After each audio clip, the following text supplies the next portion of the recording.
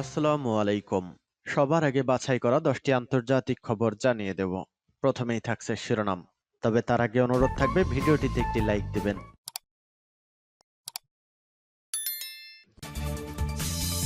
সংবাদের শুরুতেই জানিয়ে দিব সংবাদ শিরোনাম। পশ্চিম তীরে আত্মসমর্পণের পরও ফিলিস্তিনিদের গুলি করে হত্যা। এরপর জানিয়ে দিব যুক্তরাষ্ট্রের সঙ্গে উত্তেজনা, অস্ত্র হাতে মাদুরোর ভাষণ। তারপর জানিয়ে দিব ইসরায়েলি বাহিনীর ওপর হামলা। এরপর জানিয়ে দিব গুরুত্বপূর্ণ সংবাদ, আফগান ড্রোনের আঘাতে তাজিকিস্তানে ৩ চীনা নাগরিক নিহত। এবং জানিয়ে দিব ইউক্রেনকে সমর্থন অব্যাহত রাখার প্রতিশ্রুতি ন্যাটো প্রধানের।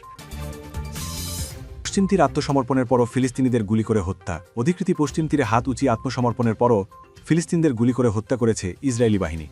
সামাজিক মাধ্যমে ভিডিও ছড়িয়ে পড়ার পর তীব্র নিন্দা জানিয়েছে ফ্রান্স, ব্রিটেন সহ বিভিন্ন দেশ। এর মধ্যেই জেনিন শরণার্থী শিবিরে ২৩টি ভবন ধ্বংসের আদেশ জারি করেছে ইসরায়েলি।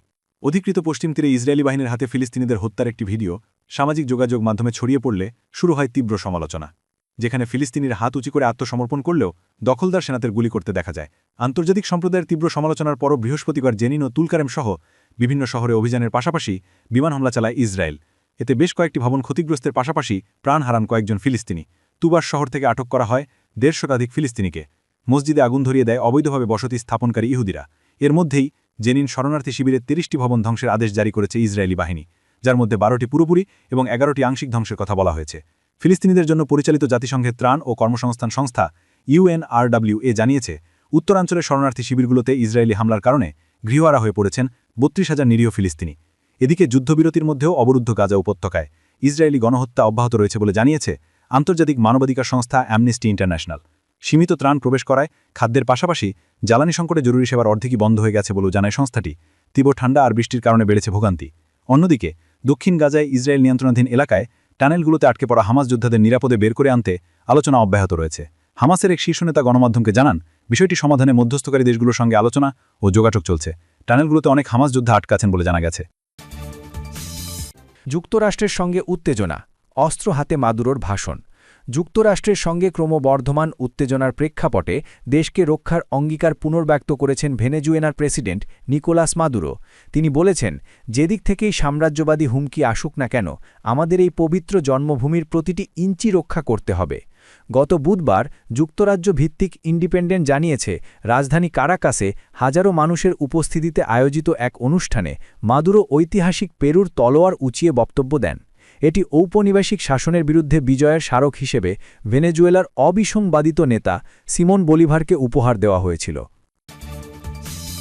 ইসরায়েলি বাহিনীর ওপর হামলা। ফিলিস্তিনের দক্ষিণ গাজার খান ইউনিস এলাকায় অভিযানের সময় এক ইসরায়েলি সৈন্য আহত হয়েছে বলে জানিয়েছে দেশটির সেনাবাহিনী। দ্য টাইমস অফ ইসরায়েলের বরাতে শুক্রবার আল জাজিরার প্রতিবেদনে জানানো হয়, গুলিতে আঘাত পাওয়া ওই সৈন্যকে হাসপাতালে ভর্তি করা হয়েছে। তার অবস্থা মধ্যম পর্যায়ের বলে উল্লেখ করা হয়েছে। এর আগে সিরিয়ার বেইত জিন এলাকায় অভিযানে থাকা অবস্থায় ইসরায়েলি বাহিনীর আরও ৬ সৈন্য আহত হওয়ার কথা জানিয়েছিল সেনাবাহিনী। ওই এলাকায় ইসরায়েলি হামলাকে সিরিয়া সরকার যুদ্ধাপরাধ বলে কঠোর নিন্দা করেছে, কিন্তু তাতে পাত্তা দিচ্ছে না দখলদার বাহিনী। ইসরায়েলি বাহিনীর উপর একাধিক হামলার ধারাবাহিকতায় উত্তেজনা আরও বেড়েছে বলে আঞ্চলিক নিরাপত্তা বিশ্লেষকদের অভিমত। ধারণা করা হচ্ছে, প্রতিক্রিয়ায় বড় ধরনের অভিযান চালাতে পারে ইসরায়েল।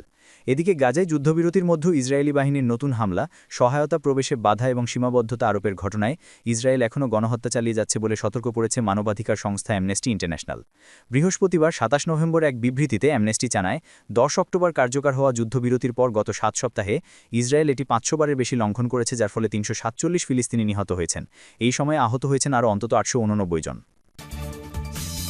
আফগান ড্রোনের আঘাতে তাজিকিস্তানে ৩ চীনা নাগরিক নিহত। প্রতিবেশী দেশ তাজিকিস্তানের সীমান্তে আফগানিস্তান থেকে আসা ড্রোনের আঘাতে ৩ চীনা নাগরিক নিহত হয়েছেন।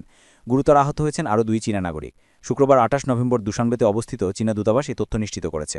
আনাদোলে এজেন্সির এক প্রতিবেদন মতে, গত বুধবার ২৬ নভেম্বর সন্ধ্যায় তাজিকিস্তানের দক্ষিণ পশ্চিমাঞ্চলীয় খাত্তন প্রদেশে এই হামলার ঘটনা ঘটে বলে জানিয়েছে চীনা দূতাবাস। তবে ড্রোন হামলার পেছনে কে বা কারা তা জানায়নি। তাজিকিস্তানকে ঘটনাটি তদন্তের জন্য অনুরোধ করেছে চীন। বৃহস্পতিবার ২৭ নভেম্বর তাজিকিস্তানের পররাষ্ট্র মন্ত্রণালয় এক বিবৃতিতে বলেছে, চীনা খনি কোম্পানি LLC শাইন এসএমকে টার্গেট করে হামলাটি চালানো হয়েছে এবং ড্রোনটি এসেছে আফগানিস্তান থেকে। ড্রোনটির সঙ্গে গ্রেনেড যুক্ত করা ছিল। নিহত ৩ চীনা ওই কোম্পানির কর্মী ছিলেন। আফগানিস্তানের তালিবান সরকারকে উপযুক্ত ব্যবস্থা নিতে বলা হয়েছে, তবে কাবুলের পক্ষ থেকে কোনো প্রতিক্রিয়া জানানো হয়নি। গত কয়েক বছর একাধিকবার পাকিস্তানের বেলুচিস্তান ও খায়বার পাখতুনখায় চীনা নাগরিকদের উপর হামলার ঘটনা ঘটেছে। এসব হামলার জন্য বিদ্রোহী গোষ্ঠী বেলুচিস্তান লিবারেশন আর্মি এবং তেহরিকি তালিবান পাকিস্তানের দিকে অভিযোগের আঙুল তুলেছে ইসলামাবাদ। ইউক্রেনকে সমর্থন অব্যাহত রাখার প্রতিশ্রুতি ন্যাটোর প্রধানের। ন্যাটোর মহাসচিব মার্ক রুট আঞ্চলিক স্বাধীনতা বজায় রাখার ক্ষেত্রে আবারও ইউক্রেনের প্রতি সমর্থন পুনর্ব্যক্ত করেছেন। সেই সাথে ন্যাটোর মধ্যে ঐক্য সম্প্রীতি ধরে রাখতে আইসল্যান্ডের প্রতিরক্ষা ব্যবস্থার প্রশংসা করেছেন। স্থানীয় সময় বৃহস্পতিবার 28 নভেম্বর দেশটির রাজধানী রেইকজাভিকে এক অনুষ্ঠানে ন্যাটোর মহাসচিব এ মন্তব্য করেন। 2024 সালে দায়িত্ব নেওয়ার পর রুট তার প্রথম সরকারি সফরে আইসল্যান্ডে যান ন্যাটোর মহাসচিব মার্ক রুট। সফরে ন্যাটো মহাসচিব দেশটির প্রধানমন্ত্রী ক্রিস্টো রুন ফ্রোস্টো টোটির এবং পররাষ্ট্রমন্ত্রী থর্গেরদুর ক্যাটরিন গুনার্স টোটিরের সাথে দেখা করেন। পরে তিনি উত্তর আটলান্টিকের জোটের অন্যতম গুরুত্বপূর্ণ স্থাপনা কেফলাভিক বিমানবন্দরে ন্যাটো নিরাপত্তা কার্যক্রম পরিদর্শন করেন। আইসল্যান্ডের সংবাদ সংস্থা আরইউভি জানিয়েছে, এক যৌথ সংবাদ সম্মেলনে রুট ন্যাটো কিয়েভকে সামরিক এবং আর্থিকভাবে সহায়তা অব্যাহত রাখবে বলে পুনর্ব্যক্ত করেছেন। তিনি উল্লেখ করেছেন, শান্তি আলোচনা ভালোভাবে এগিয়ে চলছে। এই প্রক্রিয়ায় মার্কিন প্রেসিডেন্ট ডোনাল্ড ট্রাম্পের সাম্প্রতিক অংশগ্রহণকে স্বাগত জানিয়েছেন তিনি। রুট ইউক্রেনের জন্য অস্ত্র ক্রয়ের জন্য তহবিল, আহত সৈনিকদের জন্য কৃত্রিমঙ্গ এবং লিথুয়ানিয়ার পাশাপাশি মাইন অপসারণ প্রচেষ্টায় অংশগ্রহণ সহ আইসল্যান্ডের অবদানের জন্য ধন্যবাদ জানান।